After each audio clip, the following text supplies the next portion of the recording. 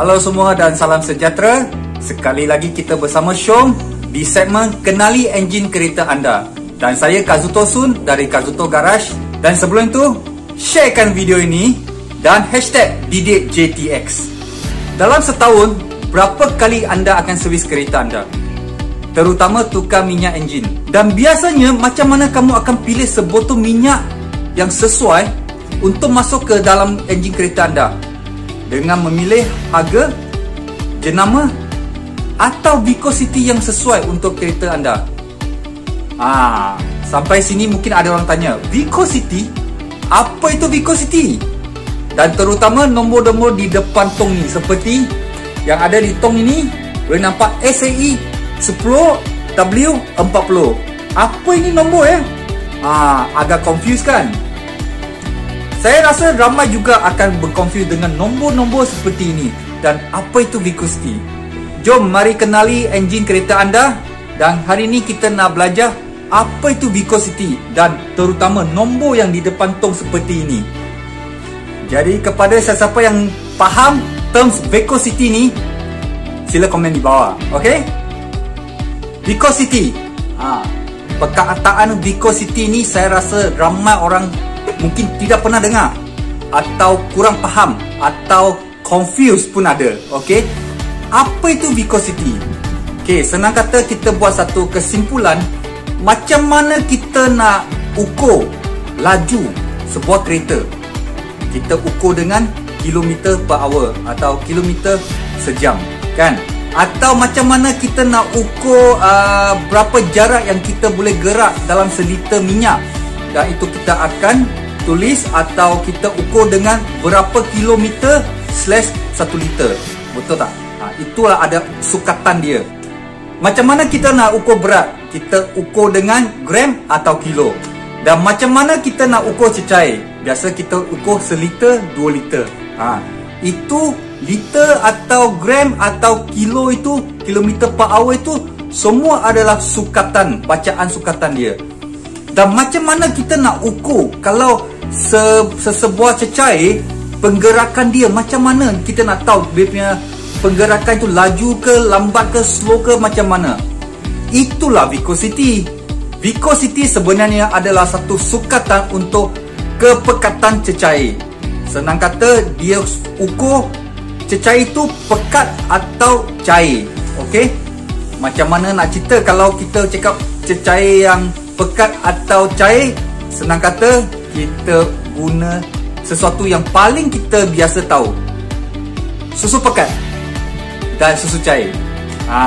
Dua-dua pun susu Dua-dua pun susu, tapi satu susu pekat, satu susu cair. Kalau kamu tuang dua-dua sekali, kamu akan nampak susu pekat dia lebih, penggerakan dia lebih perlahan, kan? Dan susu cair penggerakan dia laju, pasal dia punya cecair itu lebih cair.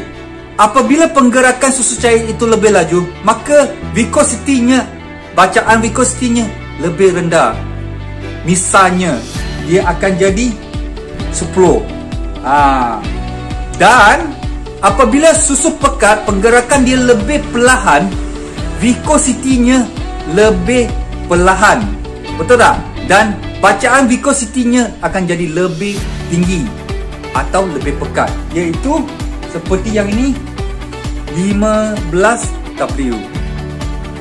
Dan viscosity itu adalah sukatan untuk cecair, penggerakan cecair itu. Jadi viscosity ada apa kaitan dengan minyak enjin seperti ada depan minyak tong ini, SAE 10W40.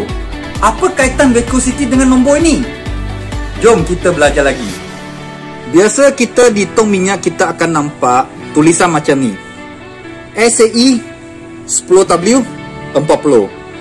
Seperti yang kamu akan nampak di JTX Gold. Jadi apa itu SAE, apa itu 10W, dan apa itu 40? SAE bermakna Society of Automotive Engineer. Ini adalah satu pertubuhan engineer yang mereka belajar atau study tentang minyak.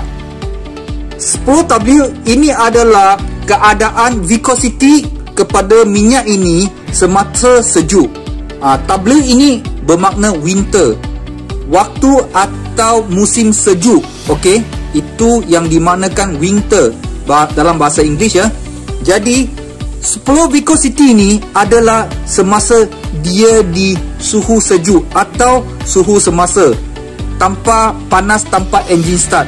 Viscosity-nya adalah 10, atau kita panggil cold start. Apabila engine tu tidak start dan masa kita nak start, minyak itu ada di keadaan 10 W atau viscosity 10.